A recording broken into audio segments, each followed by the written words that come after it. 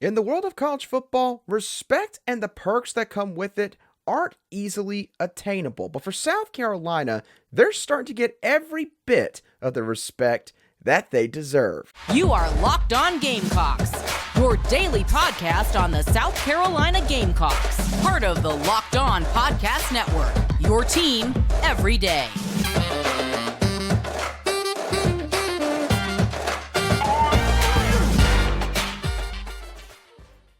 Hello, Gamecock Nation, and welcome back to the Locked On Gamecocks podcast, your show for the latest headlines and potential storylines on South Carolina Gamecock athletics. I am Andrew Lyon, the host of the Locked On Gamecocks podcast, and also a staff writer for Gamecocks Digest over on SI.com. Thank y'all so much for making the Locked On Gamecocks podcast your first listen or watch here today. We are free and available both on YouTube and where we get your audio podcasts daily. Before we get into today's edition of Locked On Gamecocks, I want to let y'all know that today's show is brought to you by FanDuel Sportsbook, the official sportsbook of the Locked On Podcast Network. Make every moment more by visiting FanDuel.com/LockedOn today to get started.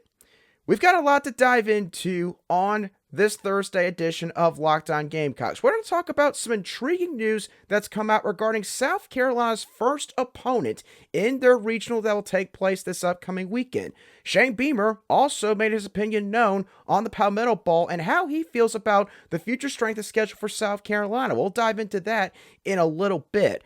But before we touch on all that, South Carolina got some pretty big news over the past couple of days regarding the time slots for a couple of their first few games in this upcoming football season, as they're going to get multiple prime time slots, which is indicative of the fact that the college football world is beginning to respect Shane Beamer and the Gamecocks more than they have over the past few seasons. Regarding the primetime slots that the Gamecocks are receiving, it was originally reported, I believe, back on Tuesday afternoon that South Carolina will be playing the Georgia Bulldogs at 3:30 p.m. Eastern Daylight Time on CBS. It's going to be the first SEC on CBS game in CBS's final season with the SEC Conference. So, pretty big deal for South Carolina to get that game. But the other primetime game that South Carolina got was their game against North Carolina, as the Gamecocks will be facing the Tar Heels in Charlotte on September the 2nd at 7:30 p.m. Eastern Daylight Time, live on ABC, essentially getting pretty much the best primetime slot of the evening on that particular day. When looking at those two games, South Carolina is one of only 4 teams that is going to get 2 primetime slots in the first 3 weeks. The other 3 teams being West Virginia, Florida, and Texas A&M. So why is this a big deal? Well, there's a couple of reasons why it's a big deal. First of all, this is recognition of what Shane Beamer and South Carolina have done in the past year or two. It is a change of direction for these television networks and how they view South Carolina's football program. Because, let's be honest, just a couple of years ago, especially between the seasons of 2019 and 2021, these big networks were probably trying to steer clear of South Carolina as much as possible. And admittedly, the Gamecocks did not really give a whole lot of reason for them to give them a serious look. But now, while South Carolina's not the total reason that they're probably getting both of these primetime slots, they have definitely made the decision a lot easier for these network executives. And when looking at what happened late last season, where the Gamecocks knocked off 2 top 10 teams and college football playoff contenders in Tennessee and Clemson, having those kind of wins will do that for your football program. For those of y'all that are curious, the last time that South Carolina played in an SEC on CBS game was back in 2019 in Week 3 when they faced the Alabama Crimson Tide. So it's been a long time since the Gamecocks have been featured on CBS Sports. Here's the thing. At the end of the day, while I know some fans have probably been clamoring for some of these networks to put the Gamecocks on more, the bottom line is these media giants want headlines. Not only good teams, but headlines to go along with them. And South Carolina is finally giving them reason to be on those proverbial front pages and in these primetime slots. And here's the thing, South Carolina, this might not be the only exposure that they get in terms of these two slots specifically. They could get College Game Day in week 1 with their matchup against the North Carolina Tar Heels. If you look at that schedule, there's not really a whole lot of impressive games on Saturday for that weekend. And you've got multiple headlines to use there. Spencer Rattler versus Drake May at quarterback. And of course, the 2021 Duke's Mayo Bowl, a game in which South Carolina just basically throttled the Tar Heels. And their matchup against the Tennessee Volunteers a couple weeks down the road could also wind up being the SEC on CBS game of the week. And for that game, well, the headline's obvious. South Carolina, again, just demolished the Volunteers this past fall. How does Tennessee bounce back from that? Or can Spencer Rattler have a potential near repeat of what he did last November? And the other thing that these primetime games are going to do for South Carolina is give them massive exposure to the rest of the country. We've talked about this before on the show. How do you get your name, your brand, and your identity out there as a football program? Exposure. It's the easiest way to reach the masses, to reach players and families of prospects that you might not otherwise be able to get to so easily. It's going to allow high school prospects to see the culture that South Carolina has here above all else. It's going to allow them to see the team's identity, Beamer Ball 2.0.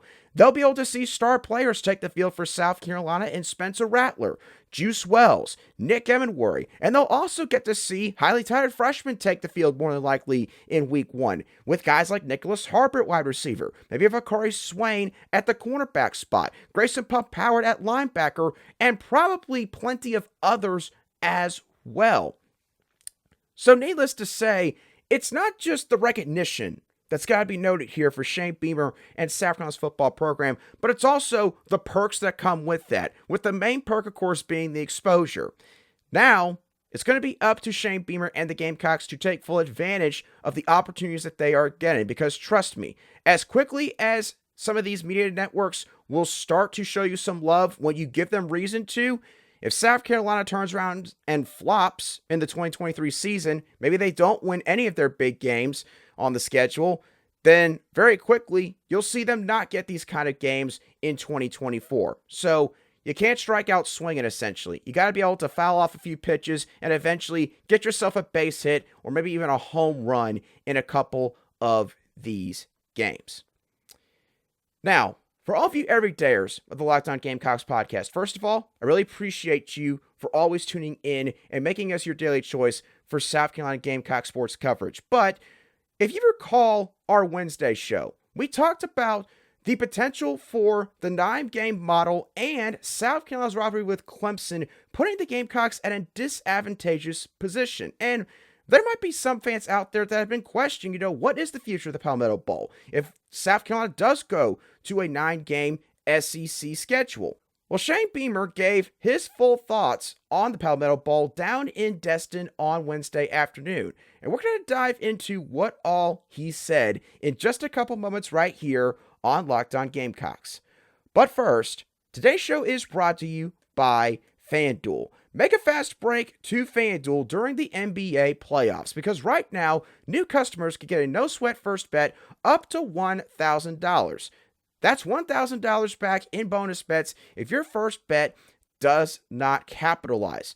Later tonight at 8:30 p.m. Eastern Daylight Time, the Miami Heat and the Denver Nuggets will play in Game 1 of the NBA Finals. I talked about the Miami Heat on the Wednesday show and what the odds were for them.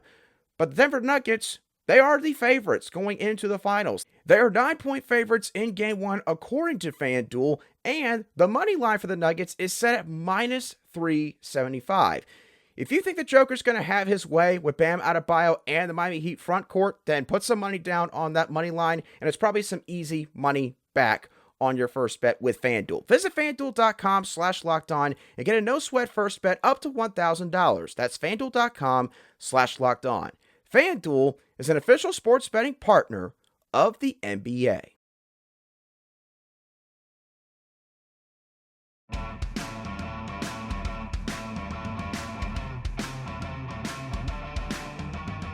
Welcome back to today's edition of the Locked On Gamecocks podcast, where we cover your South Carolina Gamecocks every single day.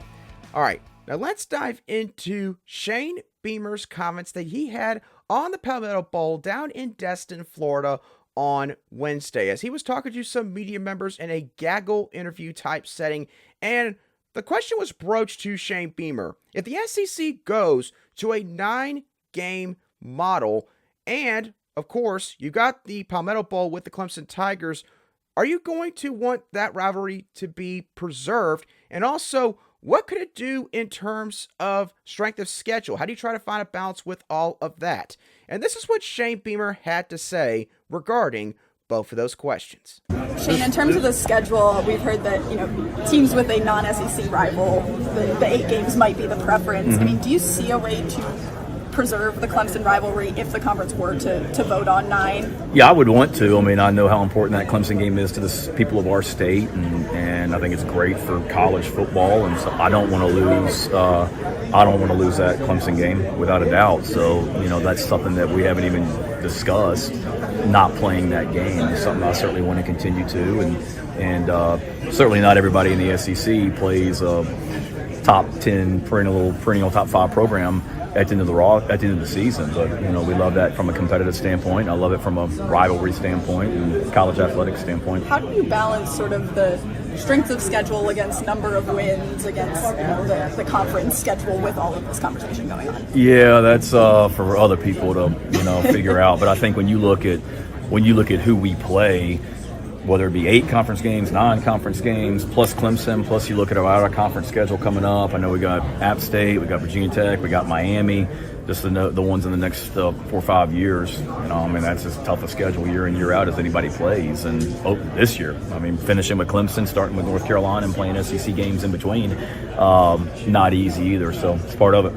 So my overall takeaway from Shane Beamer's answers that he gave there in that clip and soundbite is it seems like that Shane Beamer is embracing the challenge that the 9-conference game model and Clemson and the non-conference slate would bring to South Carolina. So to get into this discussion, let's start off with his point on Clemson.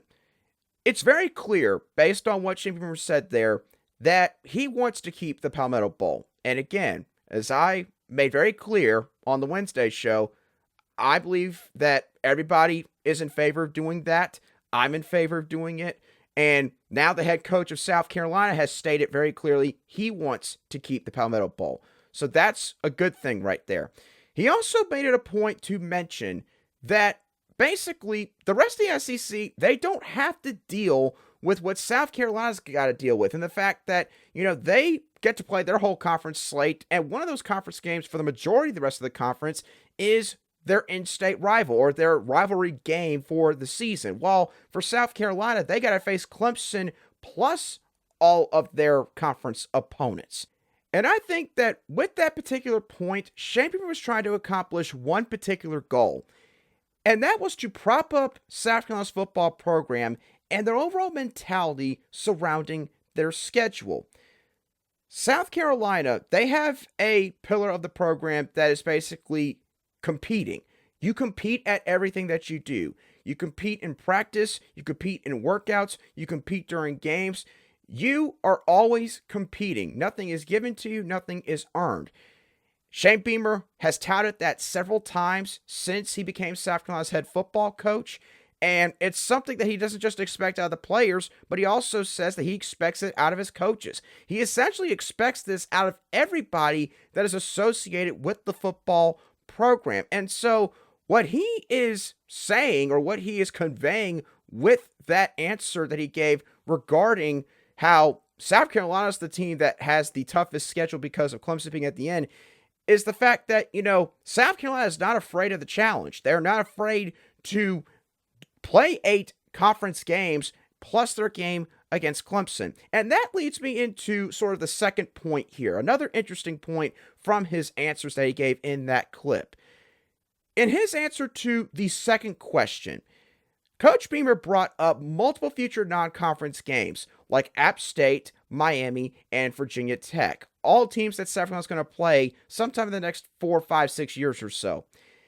And then he went back and referenced the schedule for 2023, knowing the fact that, hey, South Carolina is going to be playing 8 conference games in 2023, obviously, but they're also going to be playing North Carolina Week 1, who was the ACC runner-ups this past fall, and then the Clemson Tigers, their in-state rivals at the end of the season, and a team that won the ACC championship back in 2022. And I think that Shane Beamer brought that up again, specifically as if to say, we're already basically doing this right now in terms of, playing a schedule that from top to bottom is just loaded with really tough opponents. So in terms of the game aspect, this isn't changing a whole lot for South Carolina.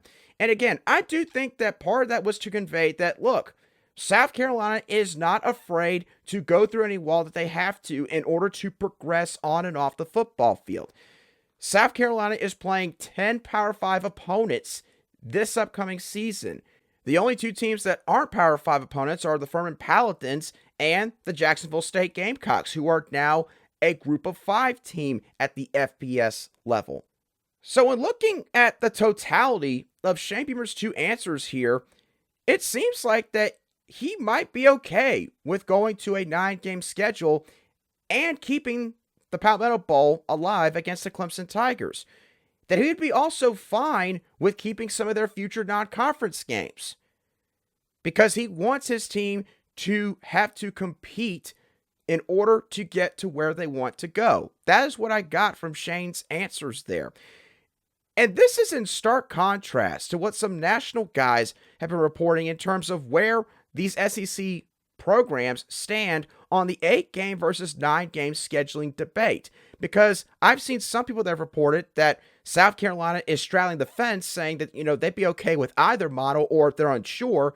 And I've seen other reports that say South Carolina favors the 8-game model more than the 9-game model. And I've also seen a ton of people that have just assumed that the teams that might support the 8-game model are all just the lower earning revenue teams in the conference, and that basically, they're just scared to get another loss on their schedule.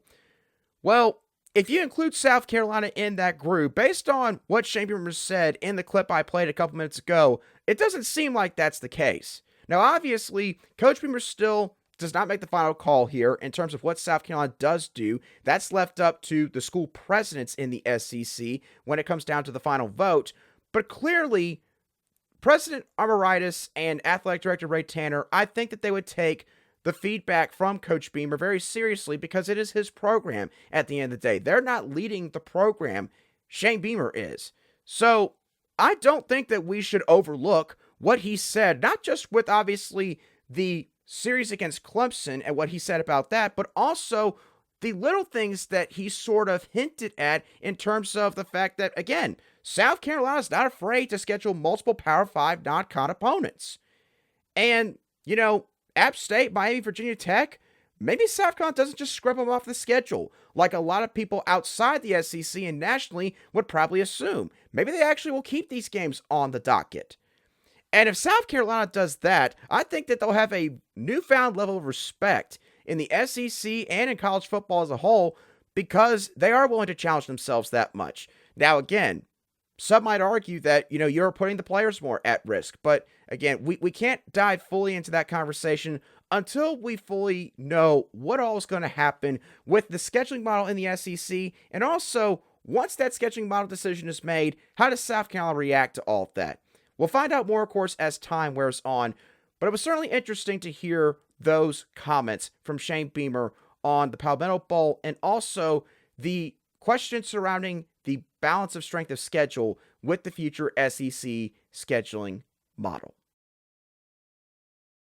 All right, now to cap off this Thursday edition of the Locked On Gamecocks podcast, let's switch gears and talk about South Carolina's baseball team, who will be taking the field on Friday night for their first game of regional play against the Central Connecticut State Blue Devils. That's a mouthful right there. But in this case, I actually don't want to talk about the Gamecocks specifically, but I want to discuss Central Connecticut State and some big-time news that came from their head coach himself on Wednesday, as the Blue Devils head coach Charlie Hickey said on 107.5 The Game on Wednesday afternoon that Central Connecticut State will not have their best pitcher on the mound on Friday night. Dominic Nyman is the ace pitcher for the Blue Devils, and if you want to know just how good Dominic is, well, here's his stats and achievements. He was the Northeast Conference Pitcher of the Year in 2023, and his stat line backs it up completely. He has a 12-2 win-loss record, a 2.76 ERA, and an 8.29 strikeout to walk ratio. I don't care what level of baseball you play. I don't care what conference you play in. That is a phenomenal ratio right there. But that was not the only piece of bad news, I guess, for the Blue Devils, as Central Connecticut State's best hitter, Ramon Jimenez, will also not be taking the field on Friday night, as he will be serving a one-game suspension. And Jimenez, statistically, is by far the Blue Devils' best bat, putting together a .347 batting average, a 1.064 OPS, 11 homers, and 57 ribbies throughout the regular season and their conference tournament. So, with both of these pieces of news here, there's one of two things that is going on with Central Connecticut State. First of all, Central Connecticut State could be waving the white flag, simply put, on their game against South Carolina, and want to save their best pitcher for their second game. You will see a lot of teams that are on the lower end of these regionals sometimes make these kind of calls, in the sense where if they feel like they're facing a team that from a talent standpoint just completely outmatches them from top to bottom, then the last thing that team is going to want to do is put out their ace pitcher on the mound and it be all for nothing, essentially. A team like Central Connecticut State, they got to play chess and hope that their opponents are going to play checkers when it comes to strategy.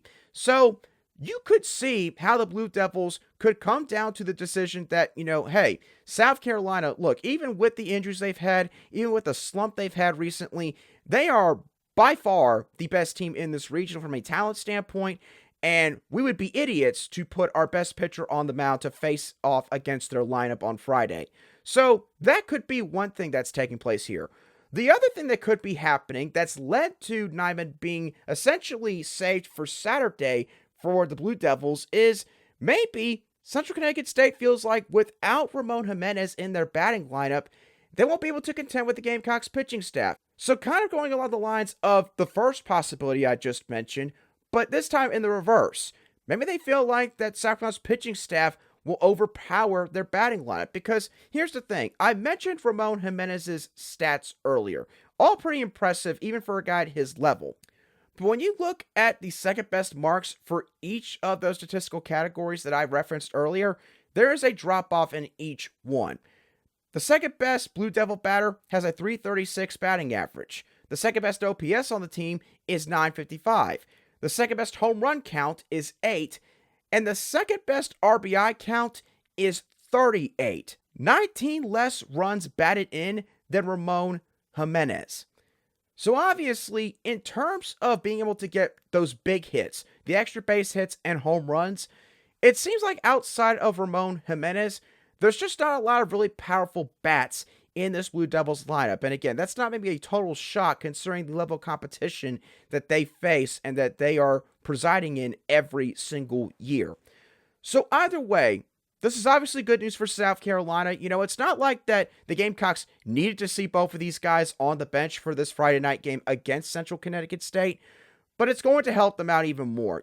I'm not going to make a guarantee, but it makes it a lot more likely now South Carolina will move on to the winner's bracket instead of the loser's bracket, which, of course, is a big deal when you're playing in these double elimination style tournaments. You don't want to be in that loser's bracket from the jump, because all that's going to do is make your road a lot tougher. It puts a lot more pressure on your ball club, and you do not want to have your players go through all of that, especially for South Carolina because of what all they've been dealing with for the last 5 to 6 weeks. They're just starting to get healthy. The last thing that you would have wanted in this regional is an opening game loss to Central Connecticut State.